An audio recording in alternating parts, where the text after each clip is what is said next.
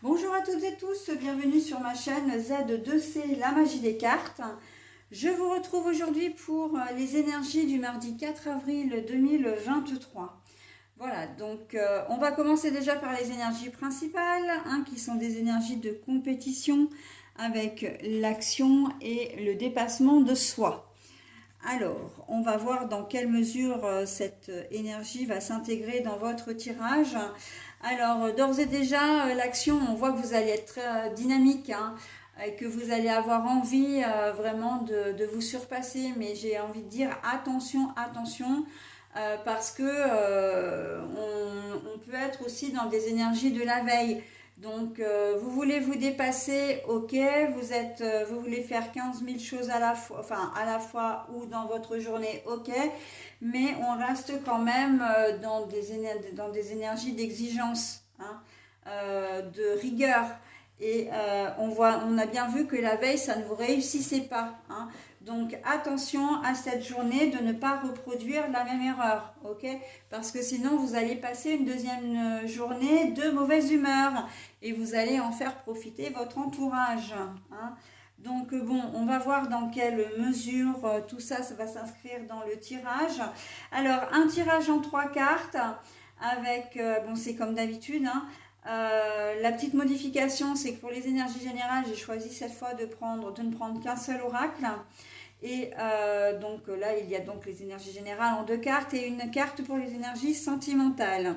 Et enfin, de tirage, enfin de lecture. Alors, Mademoiselle Pétula, elle vient de nous dire bonjour, mais j'espère qu'elle ne fait que passer parce que je vais devoir l'isoler. Oh là là, c'est vrai que je ne pense pas à le faire systématiquement, mais systématiquement, elle s'incruste et c'est pas possible. Voilà, donc je disais en conclusion de la lecture, en conclusion du tirage, je vous offre comme d'habitude un petit message bienveillant et positif. Et là, en l'occurrence, c'est sous forme de 2 bonus puisque vous avez une couleur plus le message associé. Ok, allez, on y va pour le tirage. Quand j'ai des cartes à l'envers, et là c'est le cas, je vous montre la carte à l'endroit et je la repose à l'envers. Alors on y va. Eh ben, on a le nom et à l'envers. Alors ce qui est assez extraordinaire avec cette carte, c'est que quand j'ai battu les cartes pour en récupérer 2, cette carte est déjà tombée et elle est déjà tombée dans ce sens-là. Donc c'est qu'elle voulait vraiment sortir. La communication. Et la rencontre par le travail au niveau sentimental. Bon, alors, là, on est exactement, en fait, avant même d'avoir tiré les cartes, j'ai déjà résumé la problématique de la journée. On reste sur comment dire, sur des énergies de la veille où on voit que on essaie d'être le plus productif possible, entre guillemets, à faire le plus de choses possible. Donc même on est dans l'action, l'action et le dépassement de soi, mais que ça ne nous réussit pas. Donc là, on vous dit que c'est la même chose, mais que les choses peuvent être quand même plus modérées, plus positives, parce que vous arriverez à faire tout ce que vous voulez à condition de vous faire aider, à condition comment dire, de déléguer, j'entends. Oui, vous allez avoir pas mal de choses. Voilà, si vous avez votre boulot, vous devez récupérer les enfants à l'école, vous avez des vêtements à récupérer au pressing, des courses à faire, vous avez de la paperasse à faire après la maison ou simplement la logistique de la maison, vous avez des rendez-vous qui se greffent par-dessus. On vous dit, comment dire, déléguer, demandez déjà à votre conjointe, à la famille, à des voisins de vous donner un coup de main. Là, ça va être important, quand je dis des voisins, ce sont des personnes de confiance. Là, ça va être important. On ne vous dit pas non. Non, vous n'aurez pas la situation de la veille, à condition que. à condition que vous déléguiez, que vous fassiez aider. Ok? Donc, ça va être important pour que vous arriviez à tenir votre planning et que surtout vous ne soyez pas trop fatigué à la fin de la journée. Et encore plus pour que vous gardiez votre bonne humeur et que, encore une fois, vos énergies négatives de la veille, eh bien, ne se répercutent pas sur cette nouvelle journée. Hein. Voilà, donc, et puis on vous dit quelque part aussi, mais attends, tu veux reproduire encore une fois, tu reproduis, tu refais la même chose aujourd'hui, alors que tu as très bien vu qu'hier ça ne fonctionnait pas, mais tu persistes dans ton erreur. Donc non, à un moment donné, voilà, on vous dit, si vous ne comprenez pas la leçon, c'est exactement, vous allez passer la même journée que la veille. Par contre, si vous vous faites aider, si vous voyez bien que ce que vous avez, comment dire, prévu n'est pas, vous n'arrivez pas à tenir les délais, eh bien faites-vous aider. Et puis on vous dit, on vous donne même un autre conseil, on vous dit mais attends, tu as prévu énormément de choses hier et ça n'a pas fonctionné, revois ton organisation, revois ton planning. Ok, il y a des choses que tu peux peut-être laisser de côté. Par exemple, le soir, bon, il y a effectivement le devoir des enfants, et, les devoirs des enfants, il y a le bain, enfin, on prépare à manger, mais est-ce que c'est nécessaire de passer l'aspirateur? Est-ce que c'est nécessaire de faire des papiers administratifs? Est-ce que c'est si urgent que ça? Ça peut peut-être attendre la veille ou le week-end prochain. Hein, donc voilà. Il y a peut-être des solutions dans les tâches qui ne sont pas forcément très urgentes et que vous pouvez effectivement soit déléguer, soit, comment dire, différer. Hein. Voilà, donc là encore, vous êtes prévenus, vous faites comme bon vous semble. La rencontre par le travail. Il y a donc certaines personnes qui vont faire des rencontres dans le milieu du travail, alors ou par rapport, par rapport au travail. Ça peut être des collègues, hein, entre collègues, vous rencontrez un ou une collègue.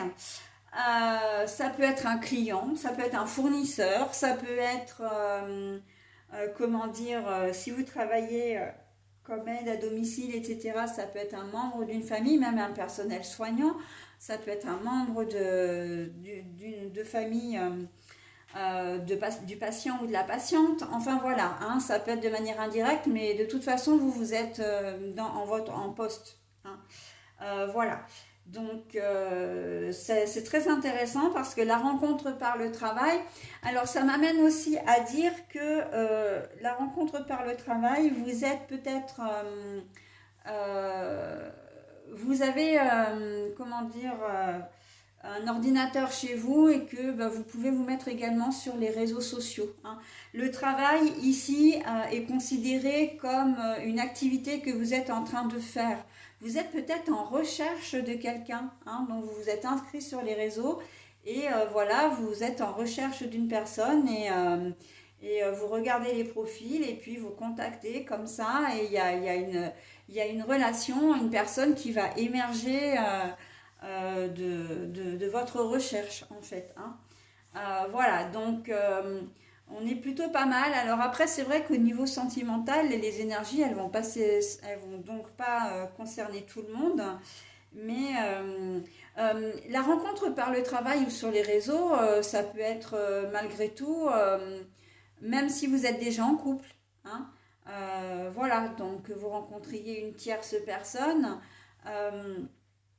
Ou que vous discutiez avec quelqu'un via les réseaux. Hein, avant, alors quand je dis via les réseaux, c'est les sites de rencontres essentiellement, mais ça peut être les réseaux, hein, bien sûr. Donc on voit que il y a des choses qui peuvent se nouer. Alors j'ai quand même dans l'idée que ce ne sera pas une relation durable pour tout le monde. La rencontre par le travail, ça peut être une rencontre. D'ailleurs, je la vois vraiment davantage en, comment dire, en triangulaire. Hein. Une rencontre par le travail, c'est que vous rencontrez quelqu'un, mais vous êtes déjà en couple, voire même marié, et vous vivez ensemble, etc. D'accord? Donc, et c'est pas, j'ai pas le sentiment que ce sera forcément